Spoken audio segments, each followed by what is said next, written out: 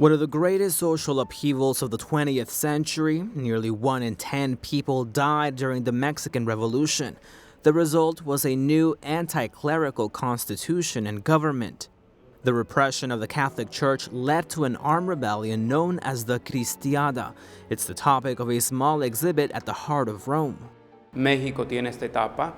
Mexico has this phase which shows the interest of its people to defend their personal and national ideals, which they also find in Christianity. These front pages tell the story of this little-known chapter. They span 30 years, starting with the events leading to the revolution.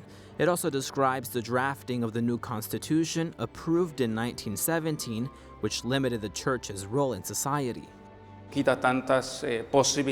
has stripped the Church of all opportunities to carry out its duties, from its pastoral work to education to catechesis, which covers basically all ecclesiastic activities.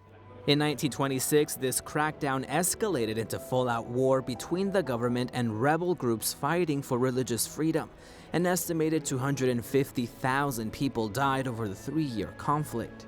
As the newspaper exhibit shows, the Vatican tried to mediate several times but was not successful.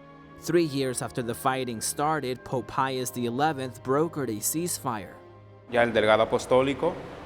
The apostolic delegate, the Archbishop of Mexico, the President of Mexico, and the Pope reached a deal in 1929. But the deal, as history tells us, did not end the conflict peacefully. Government repression ended in 1940 with the election of a president who described himself as a practicing Catholic, but full ties with the church were restored only 20 years ago. This episode has also given the Catholic Church in Mexico several saints. In 2000, John Paul II canonized 25 martyrs of the war. Meanwhile, 14 others have been beatified.